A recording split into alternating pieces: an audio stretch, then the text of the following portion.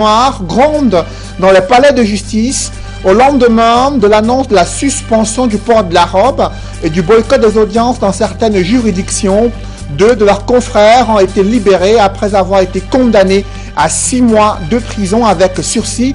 Cependant, leurs conditions d'arrestation, d'audition et les autres procédures judiciaires initiées à l'encontre d'autres avocats suscitent des questions sur une persécution programmée, comme le déplore le Conseil de l'ordre. Qu'en est-il réellement? La justice est-elle désormais aux prises dans une chasse aux sorcières? Comment réagit la classe politique? C'est le dossier à suivre en ouverture de ce journal. Carton rouge pour Ahmad Ahmad. Il vient d'essuyer un sérieux revers. Le désormais ex-président de la Confédération africaine de football ne pourra pas être candidat à sa propre succession. Il vient de recevoir cette sanction venant de la commission éthique de la FIFA. Quels sont les manquements et autres reproches qui sont formulés à son encontre? Élément de réponse dans la page sport du 20h.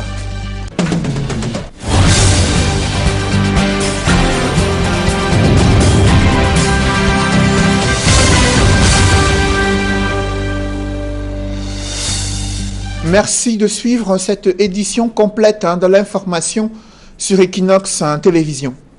Pour l'ordre des avocats du Cameroun, il ne fait l'ombre d'aucun doute. Un programme de persécution des avocats a été activé grâce à l'utilisation des moyens de l'appareil judiciaire. Victimes de brutalité, interpellés sans convocation préalable ni mandat, le sort des avocats placés en détention provoque la colère de leurs confrères. En signe de protestation, le Conseil de l'ordre a annoncé la suspension du port de la robe et la suspension de leur intervention dans certaines juridictions. D'autres résolutions ont été prises. Elles sont présentées dans ce reportage que signe Jean-Paul Chouniat.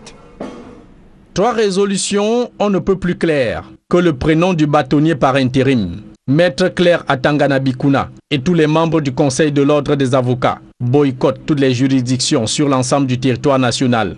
Ainsi, du 30 novembre au 4 décembre prochain, et ce jusqu'à nouvel avis, aucune toge noire d'avocats dans les tribunaux de première et grande instance, les cours d'appel, la Cour suprême, le tribunal criminel spécial et toutes les juridictions statuant en matière de contentieux électoral, notamment les tribunaux administratifs et le Conseil constitutionnel.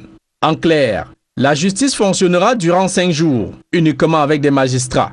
Au cours de sa session extraordinaire de samedi dernier, les membres du Conseil de l'ordre sont allés plus loin, décidant de déporter ailleurs les hommages judiciaires à rendre au feu bâtonnier Tchakounte Paté Charles, qui était pourtant prévu sur le pavis de la Cour d'appel du littoral et la Cour suprême du Cameroun. Des lieux jugés hostiles aux avocats, précise le communiqué final. À travers cette sortie publique du Conseil de l'ordre, le barreau entend protester contre la chasse à l'homme engagée contre les avocats, dont 15 des leurs sont activement recherchés pour, dit-on, avoir pris part activement aux événements malheureux au tribunal de première instance de Douala-Bounanjo pour une affaire non encore élucidée entre avocats et magistrats à propos de 2 de leurs confrères impliqués dans une histoire de corruption. Et la dernière action en date des magistrats qui énerve le Conseil de l'ordre et les avocats, c'est l'interpellation et la mise sous mandat de dépôt de Maître Richard Tamfou et Maître Armel Kemenye. Les magistrats du tribunal de première instance de Douala-Bounanjo les accusent d'avoir en coaction avec leurs confrères recherchés commis des outrages à magistrats et destruction lors du procès des 2 avocats le 10 novembre dernier. Richard Tamfou et Maître Armel Kemenye ont été condamnés à 6 mois avec sursis pendant 3 ans. Ils ont été reconnus coupables de destruction des biens et rébellion en groupe et ils devraient déjà avoir recouvré la liberté. Je vous invite à suivre l'intervention de leur avocat, Maître Dominique Fous. Durant l'audience qui s'est tenue, les avocats ont brillé par leur silence assourdissant durant l'audience qui s'est tenue au palais de justice à Bounanjo. Je vous invite à suivre Maître Dominique Fous, avocat au barreau du Cameroun et assistante et conseil de ses confrères qui ont été placés en détention il y a quelques jours. J'étais un petit peu surpris par ces arrestations parce que c'était pas le temps, c'était pas nécessaire, on n'aurait pas dû aboutir à ça. Toujours est-il qu'ils ont été condamnés à 6 mois avec sursis pendant 3 ans. Ils ont été condamnés pour ce qui a été retenu par le tribunal, c'est les destructions des biens publics, bancs et gouttières, et également ce qui a été retenu aussi, rébellion en groupe, voilà, exactement. Et les autres infractions, violence sur fonctionnaires, contrainte à fonctionnaires, déclarations tendancieuses ont été rejetées. Donc voilà, ils seront libérés, ça nous rassure un peu, ils vont pouvoir vaquer à leurs occupations, puis la situation va s'apaiser. Je ne suis pas sûre que tout était bien établi, mais bon, on va monter en appel tout simplement, puisqu'il faut quand même effacer un certain nombre de choses et dire ce qui s'est vraiment passé. Intervention de maître Dominique Fous, conseil de maître Richard Tamfou et maître Armel Kemeni. Face aux incarcérations tout azimut de leurs confrères et les entraves à l'exercice de la profession d'avocat au Cameroun, des avocats s'insurgent contre un acharnement judiciaire à leur encontre après la mise en détention provisoire de certains de leurs confrères en l'espace d'une dizaine de jours, des suspensions de port de robe et boycott des audiences devant certaines juridictions sont annoncés, des signes de protestation pour exprimer leur ras-le-bol dans un contexte sociopolitique assez tendu. Des précisions avec Dallas Tiana et Donald Brice Kamgan. C'est un sentiment d'agacement général qui traverse le barreau. Les avocats se disent outrés par les arrestations, détentions arbitraires et autres violations de leurs droits dans l'exercice de leur profession. La goutte d'eau qui a débordé le vase, c'est le placement en détention de 4 avocats à l'espace de 2 semaines. Le barreau parle d'une persécution de la profession. On ne demandait pas à la justice un traitement de faveur. On demandait à la justice de permettre à ce que ces avocats qui ont un domicile connu, qui offrent toutes ces garanties, puissent bénéficier, comme tous les autres justiciables, comme les simples citoyens, des garanties que la loi leur offre. Cela n'a pas été le cas. Après les échauffourées du 10 novembre dernier au tribunal de première instance de Douala-Bonanjo, près d'une trentaine d'avocats sont activement recherchés d'après le barreau. Accusés entre autres de destruction de biens et outrage à magistrats, certains ont été arrêtés après que la police leur a tendu des guet-apens, notamment à Douala. Une démarche rétrograde, selon maître Dominique Fous. Les arrestations se font de façon comme si on capture les gens, on dépose une convocation chez un avocat. On dépose chez la représentante du bâtonnier et l'avocat, qui est un homme de loi, qui connaît le droit, va déférer à la convocation. En plus de la grève des avocats prévue entre le 30 novembre et le 4 décembre prochain, leurs plaidoiries sont suspendues dans tous les degrés des juridictions et les juridictions statuant en matière électorale, y compris la Cour suprême, le Conseil constitutionnel. Nous ne sommes pas les ennemis de la République, nous sommes là pour participer à l'œuvre de justice. Donc nous ne sommes pas des adversaires de la République. L'arrêt des activités des avocats pourrait avoir un impact sur le déroulement des prochaines élections régionales. Les hommes en robe noire plaidant devant les juridictions statuant lors du contentieux électoral, comme le Conseil constitutionnel et autres tribunaux administratifs. Le Conseil de l'ordre maintient son mot d'ordre, celui de la suspension du port de la robe. L'un de ses hauts responsables s'est exprimé dans ce reportage que vous allez suivre, indiquant qu'il y a une machine, une répression qui a été orchestrée contre des avocats au Cameroun, qui sont pourtant le dernier rempart de l'état de droit et l'expression démocratique et l'expression des libertés, des droits de l'homme au Cameroun. Explication avec Gizogo. Loin de la désescalade, avocats et magistrats se regardent toujours en chien de faïence. Soufflant le chaud, le barreau du Cameroun vient d'annoncer des mesures de rétorsion après l'incarcération de 2 de ses membres, maître Richard Tamfou et Armel Kemeni, suite aux échauffourées du 10 novembre au tribunal de première instance de Bonanjo à Douala. Dans un premier temps, il s'agit de la suspension du port de la robe, de l'interdiction aux magistrats de prendre part aux obsèques du bâtonnier et de la non-participation aux audiences dans différentes juridictions. Le barreau a décidé de suspendre le port de la robe du 30 novembre au 4 décembre 2020. Le barreau a décidé de soustraire toute la famille judiciaire de l'organisation des obsèques du bâtonnier Charles Tchakounte Patsé. Mais surtout, le barreau a décidé la non-participation des avocats désormais à toutes les phases de procédure en matière criminelle, a décidé la non-participation des avocats au contentieux électoral et surtout au tribunal criminel spécial. Le barreau demande donc aux magistrats de respecter scrupuleusement le code de procédure pénale. Ce que nous demandons aux magistrats, c'est de comprendre qu'ils font partie du service public de la justice, autant que les avocats, et que tant que le code de procédure pénale nous contraint à vivre ensemble, nous sommes obligés d'appliquer ce code de procédure pénale dans toute son ampleur. Si l'on en croit par ailleurs les explications contenues dans le communiqué ayant sanctionné la session extraordinaire du barreau du Cameroun, le procureur du tribunal de première instance de Douala-Bonanjo a émis des mandats d'arrêt pour 15 avocats. Avec 4 parmi eux déjà incarcérés, les avocats entendent visiblement donner du répondant aux magistrats.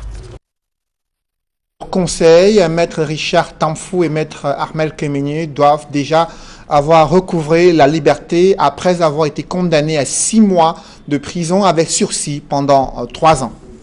Évoquons à présent la réaction des leaders politiques au moment où des avocats subissent une persécution judiciaire.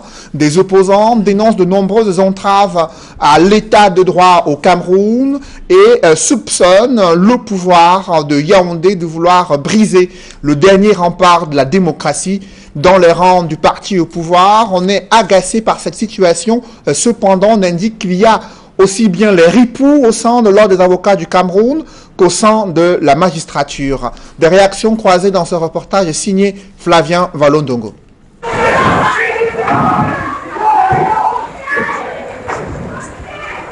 Des nuages sombres qui brouillent, les relations entre avocats et magistrats à Douala sont teintées de barbarie policière sur des hommes en robe noire. Le juge qui tenait l'audience ce jour-là n'a donné aucune instruction pour que l'assaut soit fait contre les avocats en robe. Et l'avocat, s'il n'a pas de protection, quand il est dans une salle d'audience en robe, s'il n'est pas protégé, où est-ce qu'il sera encore protégé? Des acteurs politiques de l'opposition, comme du parti au pouvoir, qui questionnent cet état de choses, n'en reviennent pas. Fragiliser ce corps de métier, c'est exposer les justiciables à toutes sortes de condamnations. Ce qui se passe là, c'est une fin de règne de quelqu'un qui a pris un mandat de trop. Au lieu de protéger son peuple, au lieu de protéger les citoyens, on a un État qui est dressé contre son propre peuple. Rien ne peut expliquer qu'en pleine salle d'audience, que des avocats soient gazés. Rien. Du gaz lacrymogène. Des avocats en ont reçu en quantité et en pleine audience ce jour-là, à cause d'une affaire, dit-on, de corruption entre avocats et magistrats. Quand on parle d'outrage à magistrat, pour ces avocats-là, alors qu'il n'y avait plus aucun magistrat dans la salle. Parce que ce que certains confrères ont fait, c'est qu'ils ont pris les bancs pour barricader les portes de sortie, c'est tout. Mais je pense que c'est des infractions inventées de toutes pièces. Je dis bien de toutes pièces. Au parti au pouvoir, l'on reconnaît des tares qui gangrènent la magistrature, tout en reprochant des actes de résistance manifestés par des avocats. Il y a quand même dans ce pays 70% des avocats qui sont encore dignes. Mais il y a 30% qui poussent la vie à la justice, 30% qui poussent la vie à tout le monde. Autant je donnais des chiffres pour dire que les avocats ont eu tort de mener une résistance, autant j'ai dit malheureusement, notre justice aussi a des ripoux. 20% des magistrats sont des grands ripoux. Et puis encore, la magistrate en question. Depuis lors, des avocats ne cessent d'être interpellés, alors que quelques-uns sont déjà gardés dans des geôles. Toute chose qui suscite des indignations au sein de l'ordre et enfle davantage la tension sociale au Cameroun.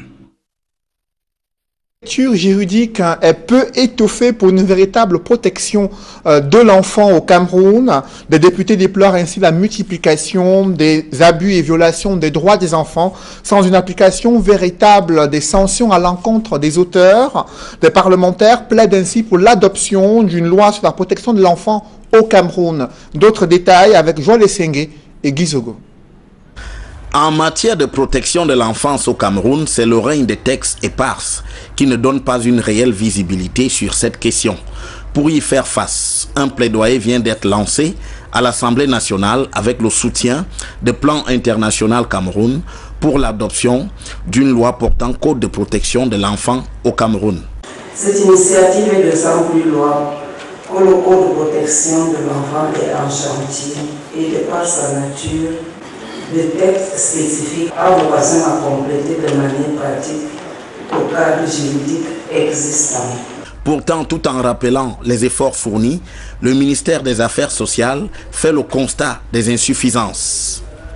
La méconnaissance des textes par la plupart des intervenants de la chaîne de protection de l'enfant, du fait que les dits textes sont disséminés dans de nombreux supports juridiques, toutes choses ne facilitant pas leur appropriation, leur exploitation ou leur application. Du côté du ministère de la Justice, on indique qu'il est question de respecter les engagements du Cameroun en s'associant à cette initiative.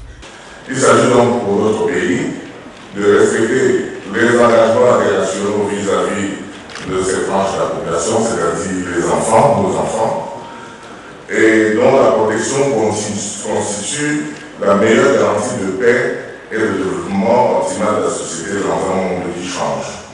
Hôte de ces travaux à l'Assemblée nationale, dans le cadre du réseau Espérance Jeunesse, celui-ci appelle à agir pour mieux assurer la protection des enfants au Cameroun. Il est important de revoir tout cela, dépoussiérer tout cela et de mettre ça dans un seul code pour qu'enfin tous ceux qui s'occupent, qui s'attellent au quotidien de la protection de nos enfants aient un seul document et pas des dizaines et sinon plus de documents qu'ils doivent fouiller pour pouvoir faire leur travail. La balle est donc désormais dans le camp du gouvernement à qui il incombe de rédiger et de faire adopter le projet de loi relatif à la protection de l'enfant. À quelques jours du vote pour les élections régionales, des chefs traditionnels montent au créneau dans le septentrion. Ils ont tenu à convaincre à la fois les conseillers municipaux sur la nécessité de leur désigner les représentants des chefs traditionnels afin qu'ils puissent défendre les intérêts de la mise en place, durant la mise en place du conseil régional à l'extrême nord du Cameroun. Évocation avec Dani Warenzede, Amadou Daïrou et Julienne Berthe-Bissaye.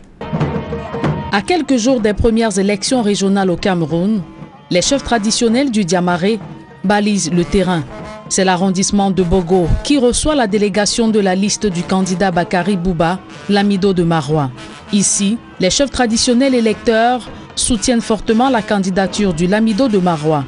Nous sommes tous alignés quand même derrière lui et nous lui souhaitons que vraiment bonne chance et vraiment espérant quand même de lui qu'il va aller aussi défendre davantage les intérêts quand même des chefs traditionnels dans le département du Diamaré en question. Cette campagne électorale en vue des élections régionales du 6 décembre prochain est un moment indiqué pour les chefs traditionnels d'évoquer les multiples difficultés que rencontre leur communauté. Oui, avec la décentralisation, nous serons contents puisque le président de la République nous a mis en direct avec lui.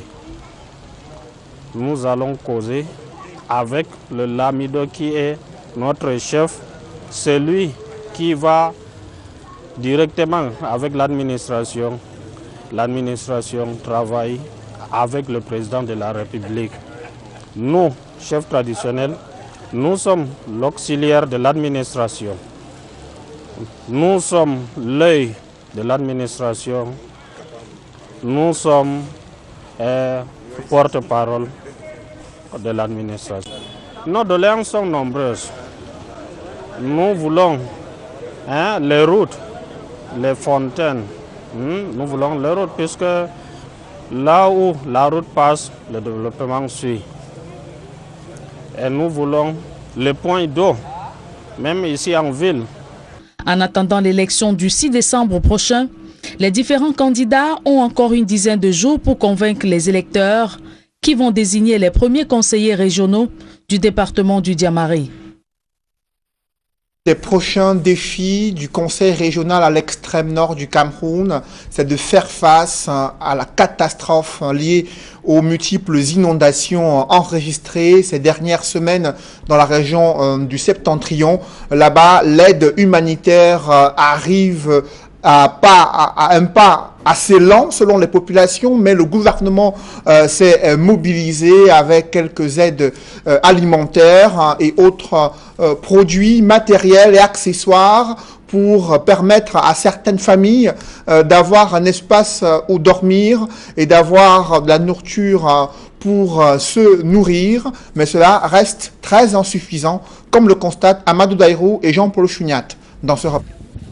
2 mois après les inondations ayant dévasté les maisons et plantations au village Merem à l'extrême nord Cameroun, les populations sinistrées sont encore sous le choc de cette catastrophe naturelle qui avait noyé leur localité du 31 août au 3 septembre dernier. Et en tête de l'élan de solidarité nationale suscité par les conditions de vie précaires des populations de Merem, la dotation du chef de l'État Paul Biya pour la relance de leurs activités champêtres. Ce don est constitué en majorité des intrants agricoles, pastoraux et du nécessaire pour des pompes pour l'évacuation des eaux. Et nous sommes très ravis de faire cette distribution ce jour parce que la peine des populations était très grande. C'est un sentiment de joie qui m'anime et je profite de cette occasion de votre micro pour remercier le chef de l'État pour la compassion qu'il a bien voulu manifester vis-à-vis de notre population sinistrée. Si de temps en temps, et très souvent d'ailleurs, le chef de l'État envoie des dons, mais ces dons-là doivent être complétés par les fils et filles du département du Diamaré pour permettre donc à ces populations de pouvoir retrouver une certaine sérénité dans leur vie quotidienne. À la suite du préfet du Diamaré, le Lawan du canton de Kaeo, sa famille et autres proches mobilisent 21 millions de francs et le comité de développement de Kaeo 6 millions, soit 27 millions de francs CFA pour offrir des toits aux sinistrés de Merem. Après ça, je crois que le comité va continuer comme toujours dans les domaines de développement, de l'éducation. Pour l'autorité administrative, le mode de construction des maisons à Merem est à revoir. Il faudrait qu'on change un peu le mode de construction. On peut adopter les briquettes en terre cuite qui résistent un peu plus à l'eau. Peut-être une action dans le cadre déjà de la décentralisation pourra être menée par la commune de Dargala pour fermer les diguettes qui ont cédé. Parce que comme on ne peut pas empêcher les phénomènes naturels, mais on peut quand même prendre des dispositions pour atténuer des effets. Les autorités administratives du Diamaré et les élites de Kaeo comptent désormais sur les actions des autres âmes de bonne volonté pour une mobilisation maximale des dons et fonds pour la reconstruction du village Merem avant l'arrivée des prochaines pluies. Dans le reste de l'actualité, la construction des projets structurants cache bien mal de nombreuses entraves dans les procédures d'expropriation pour cause d'utilité publique. Dans l'arrondissement de Batienga, des chefs traditionnels dénoncent l'accaparement abusif de leurs terres, ce qui les oblige à manquer d'espace pour les activités agropastorales, une situation qui engendre des conséquences sur le plan social et économique. Explication avec Élisée Bogba et Marcelin Gansop.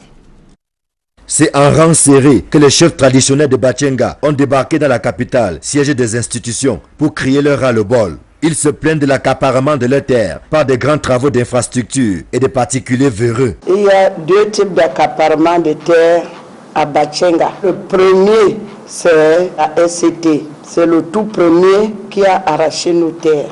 Parce que là maintenant, il y a les projets qui s'accaparent également de nos terres. Le barrage est en amont. Vers l'ouest, c'est l'eau. Bon, et le centre est accaparé par l'ex-SCT. Mais où est-ce que les autres vont partir? Pour bien comprendre la colère de ces dépositaires du pouvoir traditionnel, il faut remonter à la création à Batienga d'une entreprise spécialisée dans la culture du tabac. Malheureusement, la privatisation a abouti à la liquidation de la société qui est tombée en faillite autour des années 89-90. Et avec les grands projets qui sont arrivés, les élites qui maîtrisent les dispositions de la loi foncière, qui ont des moyens, et même certains étrangers, viennent accaparer un certain nombre d'espaces et ça fait en sorte qu'il y a des tensions qui naissent du fait que les communautés qui étaient installées sur cette terre depuis des siècles se sentent privées de leurs espaces. Aujourd'hui, à l'étroit, les populations crient leur misère, elles qui ne peuvent plus exercer la moindre activité agro-pastorale. Question d'assurer la pitance quotidienne. Puisqu'il y a des terres qui ne sont pas cultivées, qu'on n'a pas investies, mais qui sont là-bas, qui servent soit du pâturage au bout. Quand tu veux cultiver ton manioc, quelqu'un arrive et te dit c'est pour le ministre tel, il a interdit de cultiver. La femme n'a plus droit de cultiver, ne serait-ce que le maïs qui est pour toi, moi. Parce que les espaces appartiennent aux grands de la République. Ils doivent nous restituer nos terres. Même tous ces ministères, personne n'arrive pour travailler. Même les commandants, commissaires, les gens qui ont acheté ne travaillent pas ici. Mais le terrain est libre. Le dossier a été plusieurs fois porté en haut lieu, mais l'élite au long bras et au porte-monnaie bien garni ne lâche pas prise. Nous sommes allés jusqu'à la Cour suprême. L'affaire est pendante là-bas. Pourquoi? Parce que les grands poissons ont tout ramassé. Il y a les généraux, il y a les colonels, les ministres et tout ça. Je me dis que c'est à partir de là où nous sommes coincés. On interpelle ici l'opinion internationale et les forces vives de la République pour prendre à cœur ce problème, parce que c'est une bombe à retardement. Aux côtés des sans-voix que sont les populations, l'ONG Inades Formation Cameroun conduit un plaidoyer. Cette situation qui a été documentée, il était question de réfléchir et de pouvoir établir un plan d'action. C'est d'autant plus que notre mandat en tant qu'ONG est celui de soutenir le monde paysan, le monde rural, afin qu'il puisse vivre dignement de son activité. L'accaparement des terres n'est pas un problème qui date d'aujourd'hui, sauf qu'il a pris de l'ampleur ces dernières années du fait des projets dits structurants. Les grandes compagnies et même les privés qui bénéficient de certains soutiens au sein de l'administration ne se font pas prier pour arracher les terres des villageois, le plus souvent au prix de rien. Il est désormais mis hors jeu dans la course à la présidence de la Confédération africaine de football. Un carton rouge vient d'être infligé à Ahmad Ahmad, suspendu pour 5 ans de toute activité relative au football. De nombreux manquements ont été décriés durant sa gestion du football africain. D'autres précisions avec Nana Paul Sabin. Terrible glissement d'Ahmad Ahmad. Déjà placé à l'isolement à son domicile au Caire en Égypte après avoir été testé positif au coronavirus, le président de la CAF est contraint de prolonger son isolement loin des activités relatives au football pendant au moins 5 ans en raison d'un carton rouge que lui a infligé les juges de la FIFA. En effet, la justice interne de l'instance mondiale a jugé Ahmad Ahmad coupable d'avoir enfreint au devoir de loyauté, acceptation et distribution de cadeaux, abus de pouvoir et détournement de fonds. En marge de ces griefs, la commission d'éthique de la FIFA a expliqué dans un communiqué que la décision de suspendre Ahmad Ahmad a été prise à l'issue d'une enquête sur diverses questions liées à la gouvernance de la CAF. Ainsi condamné d'avoir agi en violation du code d'éthique de la FIFA, Ahmad Ahmad a cependant la possibilité de contester cette décision auprès du tribunal arbitraire du sport. Mais pour le moment, le Congolais Constant Omari, premier vice-président de la CAF, aux commandes depuis peu, reste au pouvoir en attendant l'élection d'un nouveau président de la CAF prévu le 12 mars 2021. Ahmad Ahmad, qui était candidat à sa propre succession, est désormais mis hors jeu par la chambre de jugement de la FIFA. Élu en 2017 pour succéder au Camerounais Issa Hayatou, le Malgache a vu ses réformes être finalement noyées dans des problèmes de gouvernance et des soupçons de corruption. Mesdames, messieurs, c'est la fin de ce journal. Merci de l'avoir suivi. Juste après cette édition de 20h, retrouvez Serge Alain Autou et ses invités pour le débrief du journal sur le plateau d'Equinox Soir. Tout de suite, Serge Alain. Voilà, Cédric Nouffelé, selon le professeur Messanga Nyamdine, qui est passé hier dans votre émission Regard par regard, droit de réponse, 30% des avocats sont des corrompus et 20% des magistrats sont des époux. Ce sont ces statistiques sans véritable enquête scientifique menée dans le cadre de cette affaire de corruption qui gangrène la justice au Cameroun. Il répondait ainsi aux critiques de l'opposition présente sur le plateau de droit de réponse, indiquant qu'il y a une orchestration pour museler les avocats, dernier rempart de l'état de droit au Cameroun.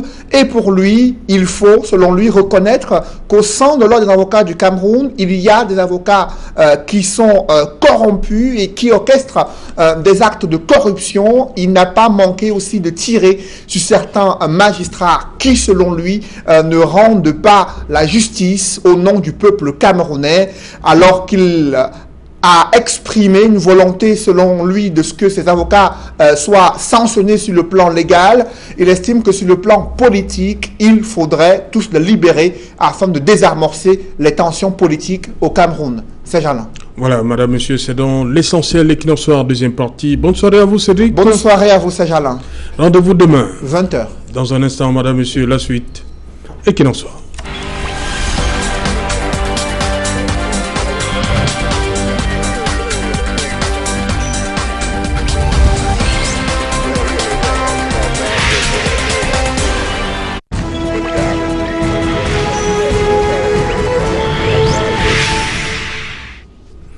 Retour sur le plateau Equinox Soir, c'est la deuxième partie, la partie réservée au débrief du journal, madame, monsieur, toujours en compagnie de barista Soufou Ben, maître Narcisse Ekomen, maître Moustapha Ngwana et maître Augustin Ngefak. Maître Ngefak, vous avez suivi les stats du professeur Messanga Nyamdi. C'est costaud de votre côté, hein? 30% de corrompus. Ouais. Je me souviens toujours d'Henri Torres, le patron de Badinter que tout le monde connaît, oui, qui disait à celui qu'il appelait toujours fils, l'avocat ne peut arrêter personne. L'avocat ne peut condamner personne. Alors, dès cet instant, comme disait mon distingué confrère Ngwana Moustapha, 30%, 15%, je pense qu'il devait inverser. Il devait dire que chaque avocat corrompt au moins 2 magistrats. Parce que c'est à qui profite le crime. Ça ne profite pas à l'avocat. Ça profite au magistrat qui encaisse de l'argent. Parce qu'il faut le dire. Dans cette affaire, l'homme de tous les jours. Vous savez ce qu'on me dit au quartier? On vous a arrêté, maintenant on vous arrête, on met en prison. Pour que vous ne preniez plus l'argent, vous diminuez un peu avant d'aller donner aux magistrats. Ils veulent que... Je dis au quartier, voici ce qu'on me dit. L'homme de la rue me dit, on ne veut plus que l'argent que vous prenez pour aller donner aux magistrats là passe par vous. Il faut que ça vienne directement. Voilà l'histoire exacte du dossier. J'ai dit, si c'est comme ça que vous me voyez, je n'y peux rien. Allez donc directement donner. Donc vous voyez... Si Messanga Nyamdi a écouté les mêmes commentaires comme moi au quartier, vous voyez que celui qui porte l'argent pour aller donner, ils ne doivent pas être nombreux. C'est ceux qui attendent l'argent qui doivent être nombreux. Donc les ripoux, s'il y en a suffisamment, c'est ceux qui attendent l'argent. C'est ceux à qui l'argent doit profiter. Voilà, c'est ceux-là qui sont arrogants. J'ai dit bien arrogants. Ils pensent qu'ils sont au-dessus de tout. Ils toisent la loi. Ils n'aiment pas la loi. Ils ont leur loi. La loi de la corruption. Je crois que son pourcentage va dans ce sens-là. Donc il faudrait qu'il inverse. Voilà. Baristassou, pour vous, c'est stat du professeur Messanga Nyamdi. 30% d'avocats sont corrompus, 20% de magistrats sont des ripoux. Well, I don't know where the professor took his statistics from. Because he would have started by saying in Cameroon we have, for example, 10,000 magistrates and we have 20,000 lawyers. Then to come out with his percentages. But as my colleague rightly said a while ago, nobody is a saint. But I think the percentage given the lawyers is not the right percentage. Because a fine lawyer, a proper lawyer, seeks to defend the interests of his client. For instance, my client might have killed somebody and he tells me, actually I killed this person.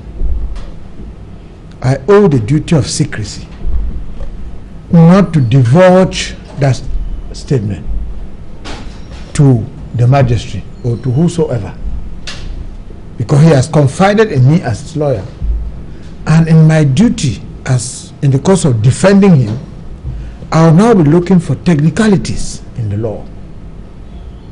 Maybe the prosecution can commit 1 or 2 errors and I capitalize on it, and at the end of the day he will win the case. If, for instance, I were now to take money from him to go and give the magistrate. It therefore means I'm telling the magistrate that my client committed offense. Yes, else why am I giving him money? It therefore it's very difficult, and it's a fine lawyer cannot conceive this. He should be able to defend his client to the best of his ability. So as my colleague rightly said, the ball is the other way around. After all, at the end of the day, after doing the case, after doing addresses and all, it is the magistrate that writes the judgment. He may decide, oh, I don't like Barrister Sufu, I'll convict his client. Yes. And I cannot stand up in court and say, I am sorry, you are a corrupt magistrate, you have done this. All I would rather do is I'll tell him, please take my notice of appeal. I'm going on appeal. I said it a while ago, the tool of the lawyer is his brain and the pen. And the lawyer will not sacrifice that brain of his and his pen for another person who takes the booty. Maître Moustapha Ngouara, sur ces stats par rapport à la corruption dans la justice. Je dois avouer que j'ai... Selon le professeur Messanganya. Je dois avouer que j'ai un très grand pincement au ventre. Vous voyez, c'est une image très désolante de notre pays. Que nous nous retrouvions à une mission de grande écoute et que nous soyons à diviser sur des statistiques de corruption dans un lieu sain et sanctifié comme celui de la justice.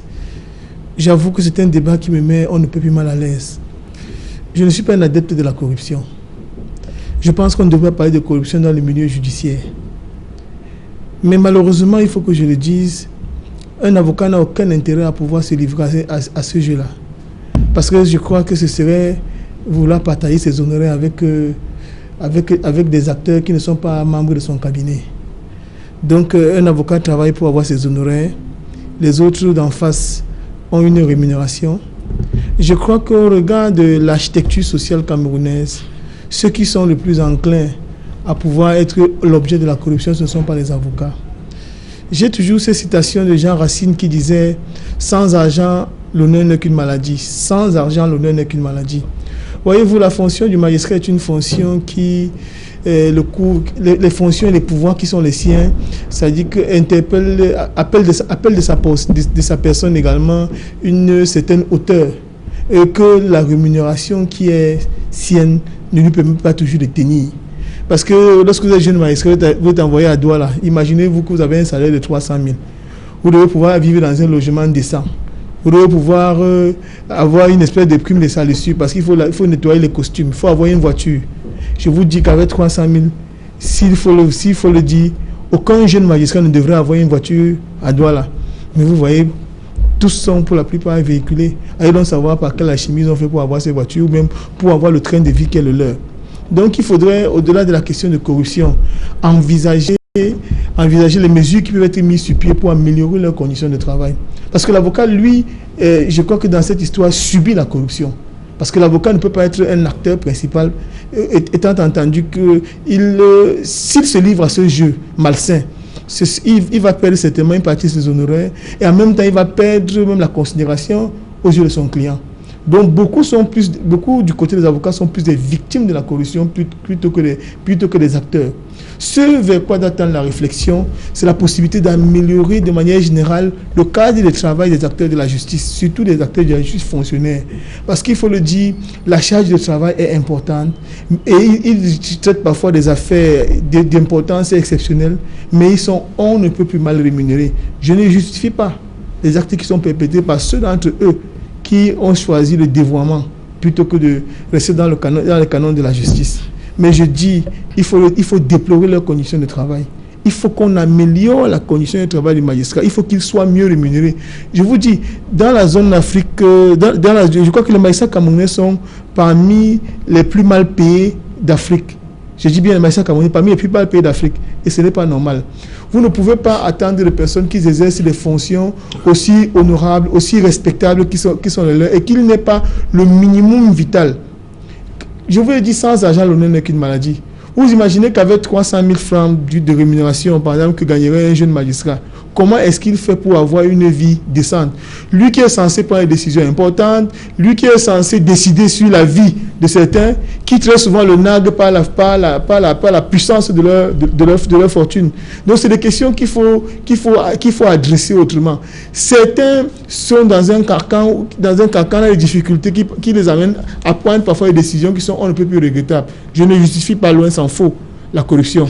Mais je dis qu'il faudrait trouver des thérapeutiques véritables pour qu'on puisse, au lieu de faire des statistiques comme celle-là, qu'on puisse éradiquer la corruption de la maison de justice. On ne peut pas dans un pays qui se veut émergent, on ne peut pas dans un pays qui se dit état de droit, être en train de discuter des considérations telles le marchandage de justice. Dans la maison de justice, tout le monde doit arriver avec les mêmes propres. Et mon confrère sait ce qu'on dit. He who comes to equity must come with clean hands. Celui qui veut la justice doit lui-même avoir les mêmes propres. Il doit avoir les mêmes propres. Donc il faudrait que les choses soient envisagées différemment, qu'on améliore, je l'ai peut-être dit, c'est de manière répétitive, et que, je le remarque, les statistiques qui sont données sont fausses. Les avocats sont les victimes de la corruption. Parce qu'on ne veut pas partager ses honneurs avec qui que ce soit. Donc, le professeur Mezanyang dit, je ne sais pas où il tient les statistiques, mais je pense que nous gagnons mieux notre vie que les magistrats. Ce n'est pas faire offense à qui que ce soit que de le dire. Nous gagnons mieux notre vie que les magistrats. Nous souhaitons qu'ils gagnent également qu'ils aient de meilleures conditions, qu'ils gagnent davantage pour qu'on ne se retrouve pas sur une page de télévision dans une émission qui est écoutée à l'international, de discuter des questions de corruption dans une maison qui est censée combattre la corruption au plus haut point. Parce qu'en définitive, autour de la CONAC et tout, c'est les institutions judiciaires qui doivent combattre la corruption. Si on se retrouve aujourd'hui en train de déviser sur la corruption en parlant des acteurs qui doivent combattre la corruption, vous voyez que notre pays est tombé bien bas et qu'il faut absolument que des thérapeutiques de choc, qu'un remède de cheval soit trouvé pour traquer la corruption de manière définitive de notre pays, et que les décisions qui vont être rendues ressemblent un peu à la justice. Parce que malheureusement, on assiste à une espèce de cacophonie judiciaire où on est incapable de savoir là où on va. Et on ne sait pas là où on va au sujet des décisions qui sont rendues dans notre pays parce qu'il y a une absence de sérénité dans la vie des acteurs qui sont censés rendre la justice. Ok. Maître Narcisse, c'est comment sur cette question? Oui, si j'allais au-delà des statistiques posées par le professeur Messanga Nyamdi, qui a dû certainement être confronté quelquefois à la justice, parce que je doute fort qu'il ait fait une étude pour arriver à de telles conclusions. Mais chaque fois que vous êtes confronté à notre justice, quel que soit le citoyen et sa classe sociale, il y a une certaine déception. Mais au-delà, il faut avoir un regard prospectif, parce qu'à mon sens, je suis d'accord avec les propositions que formule mon confrère Ngwana. Les magistrats sont mal rémunérés, ça c'est sûr. Les magistrats travaillent dans des conditions exécrables.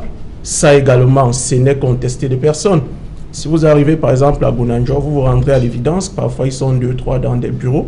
Mais simplement, ce qu'il faut préciser, c'est que c'est fait exprès.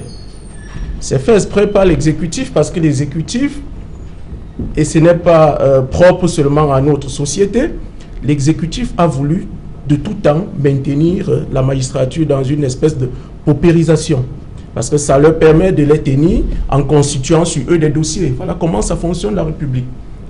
Alors, qui peut s'émanciper de ce carcan-là? Ce n'est pas les avocats, ce sont les magistrats eux-mêmes.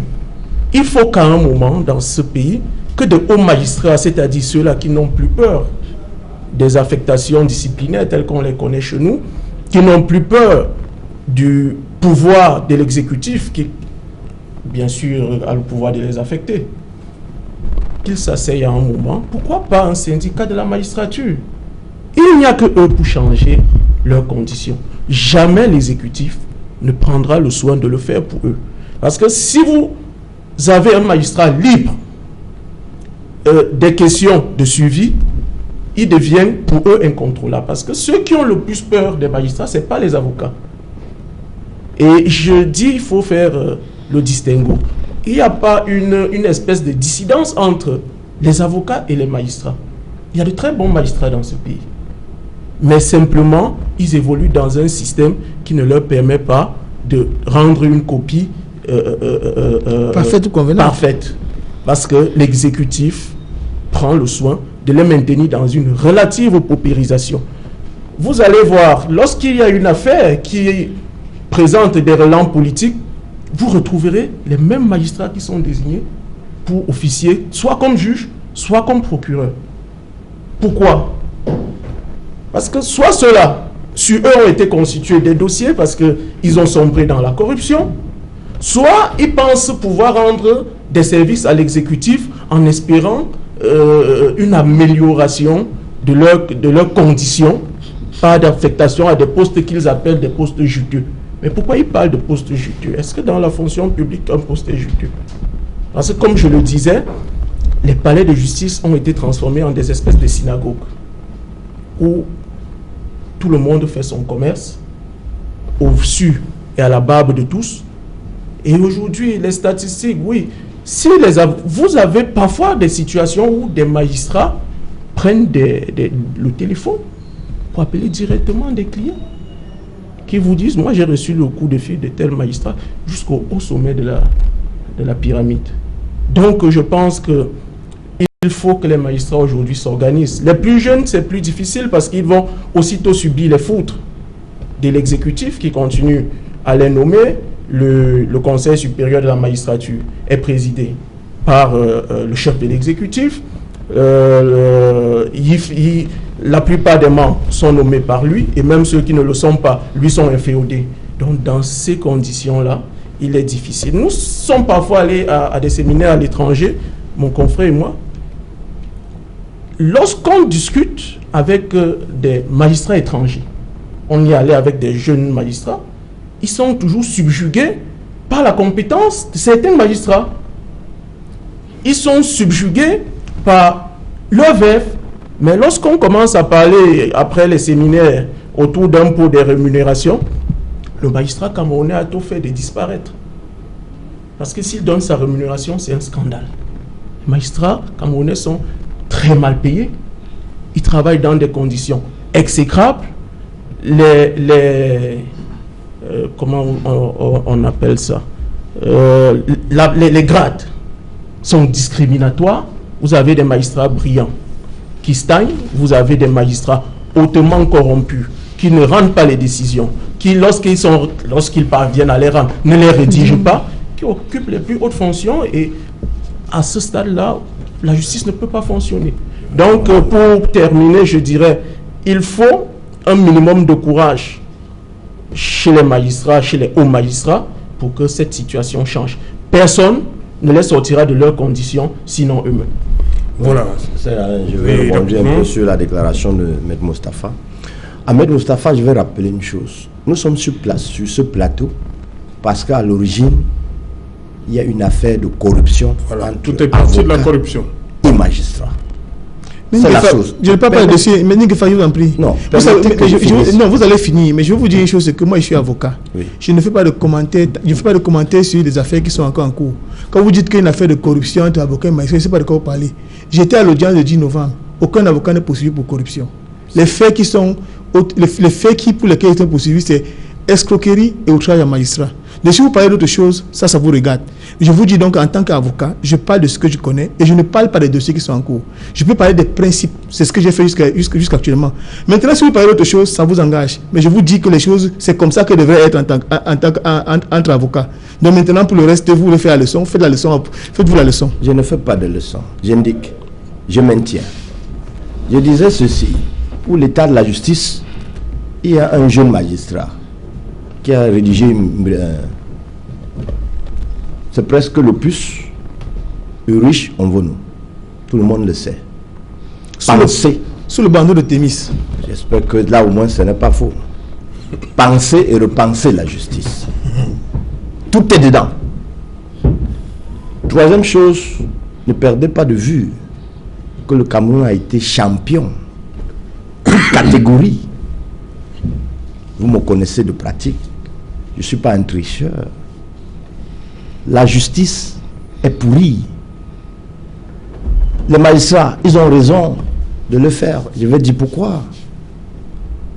Ce ne sont des fonctionnaires, ce ne sont pas des juges. Ils sont aux ordres. Ils sont interdits d'avoir un syndicat. Ils ne peuvent rien revendiquer. C'est pourquoi ils sont entassés comme des petites brebis. C'est à nous, si nous sommes dans une maison commune, qui avons la liberté de temps de dire à M. Messanganyamdi, qui appartient au RDPC, qu'il constate que ce que lui il décrit, c'est pourquoi moi je n'ai pas été contre son pourcentage, qu'il constate que c'est eux qui maintiennent. C'est un mauvais système. Ils doivent changer la philosophie de gouvernance, de gestion de la maison justice, en commençant par mettre le magistrat à l'aise, vraiment à l'aise. Cela m'insupporte d'arriver à la cour d'appel et de trouver que 3 messieurs de plus de 55 ans sont assis. Ils ont 400 dossiers au correctionnel. 400. Je me demande comment ils peuvent faire. J'ai pitié d'eux. Il faut que ça change. Tout part de là. Celui qui veut que son dossier qui a mis 8 ans est obligé de contourner son avocat. Il faut qu'on change. Au lieu de prendre les magistrats, aller entasser en Konsamba, qui ne font rien là-bas, parce qu'il n'y a pas d'activité. Il faut étendre des bureaux à Douala pour désengorger. On peut le faire sur 10 ans, et après on redéploie. Tout cela favorise la corruption. Donc je disais, et j'insiste, à la base de cette histoire, les faits sociaux, les journaux ont écrit, tout le monde le sait. Je ne commande pas une procédure. C'est dans les journaux. Les magistrats, les avocats ont corrompu un magistrat qui a refusé. Donc, à l'origine, il y a eu une histoire de corruption. Il faut que... Il y aurait. Oui. Un avocat ne s'exprime pas comme ça. Merci. Merci. Il y aurait. Donc, je disais que la maison de justice, les magistrats doivent être bien traités. Et très bien traités. C'est ce que je voulais dire. Voilà. Les prochains jours s'annoncent. Il y a justement le 25 dans 2 jours. Maître Ngwana, il y a le 30 novembre, et avant cela, il y a les obsèques, les hommages aux bâtonniers. Vous savez, beaucoup de dates là pour vous, là, en perspective. Vous savez, nous avons beaucoup de dates qui engagent l'avenir de notre corporation. Oui. Le 25, nous serons à l'audience. Oui. Contrairement à ce que certains pensent, nous n'allons pas à l'audience pour faire le bras de fer avec qui que ce soit. Oui. Les avocats ont parfois été condamnés dans ce pays sans que les confrères ne lèvent le petit doigt. Parce que... Maître Ngwana, est-ce que ce qui s'est passé cet après-midi pourrait se reproduire maintenant? Vous savez, moi je ne fais pas la futurologie. Oui. Je n'ai pas de boule de cristal. Madame Soleil n'est pas de ma famille, donc je ne peux pas préjuger de ce qui sera dit mercredi. Mais ce qui est sûr, c'est que mercredi, nous serons là. Et nous nous soumettrons à la justice. Mais il faut que cette justice soit humaine, qu'elle soit digne, et qu'elle ne soit pas une justice de vengeance, de ressentiment ou bien d'humiliation. On doit tenir compte il doit y avoir un minimum d'élégance entre les acteurs de la justice. Malheureusement, cela semble n'avoir pas été le cas cet an dernier. Le 30 novembre, nous aurons certainement engagé notre mouvement de grève. Et il faut que l'on le sache. Les jeunes avocats sont prêts, s'il le faut, à ce que ce mouvement dure 6 mois ou 1 an. Cela doit permettre de parvenir soit à des états généraux de la justice, soit à une amélioration substantielle du cadre d'exercice professionnel de l'avocat. Nous sommes déterminés pour ce faire. Et ce n'est pas que nous le faisons uniquement pour nous. Parce que les citoyens que nous représentons au quotidien ont besoin d'avoir une défense forte. Les citoyens ont besoin d'avoir un barreau fort. Parce que quand on parle d'état de droit, quand on parle d'état de droit, cela se mesure également à la qualité de la justice. Et la qualité de la justice dépend également de la qualité du barreau. On ne grandit pas un pays en affaiblissant le barreau. Le barreau doit être fort. Et le barreau, comme on le dit, nous sommes le dernier rempart. Lorsque tout le monde vous a abandonné, l'avocat est celui qui va être à vos côtés. Même les magistrats qui sont aujourd'hui, qui sont poursuivis très souvent par devant le Conseil supérieur de la magistrature, ils ne sont pas représentés par des magistrats. C'est toujours les avocats qui sont à leur côté. Lorsque les gendarmes, les policiers commettent des exactions, ce n'est pas nous qui sommes représentés. Donc nous ne sommes pas les ennemis des magistrats, nous ne sommes pas les ennemis des fonctionnaires, nous ne sommes pas les ennemis des autres. Nous ne demandons qu'à pouvoir exercer notre métier dans un cadre qui est celui qui a été prévu par le législateur. Donc le 30 novembre, nous allons commencer le mouvement de grève et nous le poursuivrons aussi longtemps que nécessaire. C'est pourquoi si vous avez bien eu le communiqué ne ferme pas, ce n'est qu'une étape. Donc c'est pourquoi vous avez vu, nous allons de manière progressive. Il y a d'abord une première résolution que moi-même j'ai qualifiée de... On dit du 30 novembre au 4 décembre. Oui, c'est le devant qu'à descendre. Mais voilà, aussi longtemps que le Conseil de l'ordre bien doit décider. Bien sûr, naturellement, quand je ne dis pas, c'est pas une décision que je ne prendrai pas moi-même. Oui. Naturellement, aussi longtemps que le Conseil de l'ordre a décidé, moi je suis avocat, nous sommes dans un ordre, nous respectons dans les résolutions qui sont prises par le Conseil de l'ordre. Mais aussi longtemps que le Conseil nous demandera de rester dans notre mouvement de grève, nous resterons dans le mouvement parce qu'il faut absolument que les choses changent. Ça ne change pas parce que les dossiers qui sont dans le palais de justice, ce n'est pas les dossiers qui concernent les avocats eux-mêmes. Donc le combat que nous menons au juste est un combat qui est dans l'intérêt supérieur des citoyens camerounais. Il faut que les gens le comprennent. Donc ce n'est pas une bataille égoïste. C'est une bataille pour qu'on puisse libérer les énergies dans le milieu judiciaire, pour que la justice soit rendue dans l'intérêt supérieur du peuple camerounais. Et pour cela, les avocats sont prêts à ne pas travailler aussi longtemps que cela sera nécessaire, naturellement sous la houlette du Conseil de l'ordre, comme le rappelle mon excellent confrère et ami et Saké Narcisse. Yes, I like the debate, and I think if all lawyers in Cameroon were to come out like one person and condemn the shabby treatment given to lawyers, it would have started so many years behind. I say so because it seems there's some sort of discrimination. If we are all lawyers in Cameroon, we must be seen to be defending all lawyers. There is Shufai Blaise Severim and Eyamba Elias, who are in Kondengi. And when the lawyers of the Anglophone started a strike and said, we have to defend these people, not all of us, not all lawyers were in one voice. And if we had all come out in one voice, maybe the situation of this country would have changed. So I'm calling on not only my colleagues who are on the panel, equally the Bar Council, that the strike that is destined for the 30th to the 4th of November, they must they must bring on board the issue of those colleagues who are facing a life jail in Kondengi. They are equally lawyers of the Cameroon Bar Association. We cannot keep them out. Ok. Voilà, Maître Ngefak d'abord, ce programme chargé, hein? Il y a les obsèques du bâtonnier qui sont prévus. Il y a le 30, le début de robe morte, on va dire comme ça. Mais il y a aussi, surtout, vous avez décidé de ne plus intervenir dans les juridictions. Non, ce n'est pas encore acté. Oui. On a donné un délai. Voilà. Donc le délai, vous avez donné une semaine à l'exécutif pour faire quelque chose. Entre aujourd'hui et le 30. Beaucoup de choses peuvent se passer. Ok. Voilà. Il n'y a que les animaux ou bien les idiots qui ne changent pas. C'est ce que je peux résumer. Pour le reste, je dis, nous avons intérêt à ce que les vieilles méthodes, les pratiques qui dénigrent notre pays, qui dénigrent notre profession, que ces pratiques, ces mauvaises pratiques, à défaut de disparaître, qu'elles soient vraiment réduites à la portion congrue.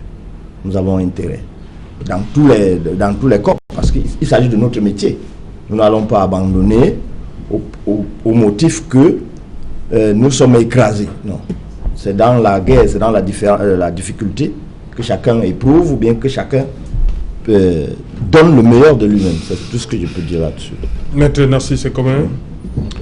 Oui. Il y a le 25 d'abord? Oui. Dans 2 jours? Le 25 dans 2 jours. Le week-end, le 30. C'est chargé, hein? Oui, c'est chargé en termes d'agenda. Oui.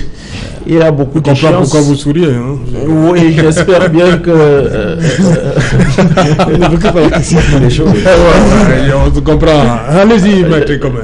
J'espère bien que le 25, la maison justice va retomber sur ses pieds, parce qu'actuellement, on a l'impression que les gens marchent sur la tête.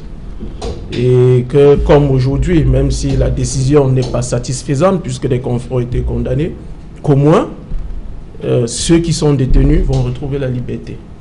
Mais ce que je voudrais... Et quid de ceux qui sont recherchés? On n'en parle pas beaucoup, hein? Oui, ceux qui... Voilà. Est-ce que la liste, vous espérez que la liste disparaisse? Oui, on n'en parle plus. Oui. Je pense qu'il est dans l'intérêt des pouvoirs publics. Parce que je suis certain que les initiatives ne viennent pas des seuls magistrats. Parce qu'on sait comment ça fonctionne.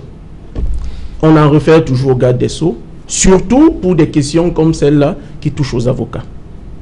Je pense et je souhaite que cette cabale qui n'honore pas ce pays, parce qu'il n'est pas raisonnable qu'un procureur de la République fasse kidnapper un individu, même s'il n'était pas avocat. Parce que les canaux d'interpellation sont connus de tous. Flagrant délit, vous pouvez être appréhendé directement. S'il s'agit d'une plainte ou des poursuites du ministère public, vous êtes convoqué et vous déférez à la convocation. Et il n'y a pas de raison qu'une autorité, encore que jusqu'à aujourd'hui, on ne sait pas si c'est un mandat d'amener, si c'est un mandat d'arrêt, on ne sait pas ce que c'est. De perquisition.